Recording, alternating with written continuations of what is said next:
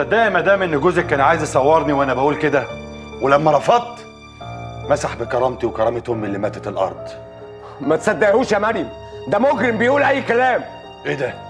انت مش عايزه تعرف حقيقتك ولا ايه؟ خلينا نتكلم بعيد عنهم ارجوك، واقسم بالله مراتي وابني تعبانين نفسيا وانت كده بتخرب الدنيا. قول انا مش راجل وانا سيبه.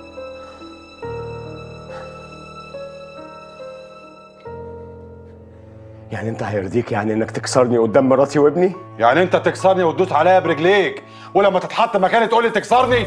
بس كنا لوحدنا، ما كانش في حد معانا، مراتك وابنك ما كانوش قاعدين. ده انت كنت بتصورني عشان تكسرني قدام اللي مشغلينك. انا كان هاين عليه الارض تتشق وتبلعني ولا احس بالذل قدامك يا جدع. كل ده مش مكفيك وراح تلف على العيل الصغير وتغويه وتعصيه على اخوه. انت ايه؟ شيطان؟ اقسم بالله هو اللي جالي. شفت بقى انك فاهم غلط؟ شفت انك ظالمني؟ انت اللي فاهم انك ذكي. مفكر انك لما تطلع اخويا يعترف عليا ان الدم هيضرب في نافوخي وهجري عليه تكون سيادتك محضر لي الكمين عشان تمسكني. بس ما توقعتش اني انط لك هنا. هو في الاول والاخر عيل صغير غوته بشويه فلوس وكلمتين وصدق. اما انت مش هتتحل الليله دي غير لما تقول لي مين اللي قتل وانا لبستها ليه.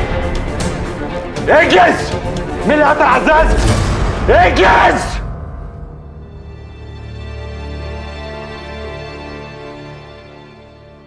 خير يا ستي. اقعد.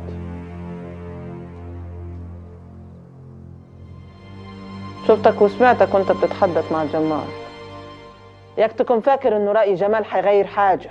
يا ستي لو سكتنا ورضينا على موضوع الارض والايراد الباقيين مش هيسكتوا. مش بكيفك ولا بكيفهم. اسمع يا ستي، اسمعيني بس. قول. الفدادين دي وسط ارضنا ومحدش هيقبل انها تتباع او تروح لحد غريب. ما هي مش هتروح لحد غريب، هتروح لعيال عبد المنعم. برضك مش فهماني اللي عاوز اقوله. حقهم هياخدوه، يعني هياخدوه ولو على رقبتي. وعزة وجلالة الله على رقبتي لو واحد منيهم لمس جرات واحد. تاني راجع بتعلي صوتك. عايز نمد يدي عليك تاني؟ لا تمدي ولا ما تمديش.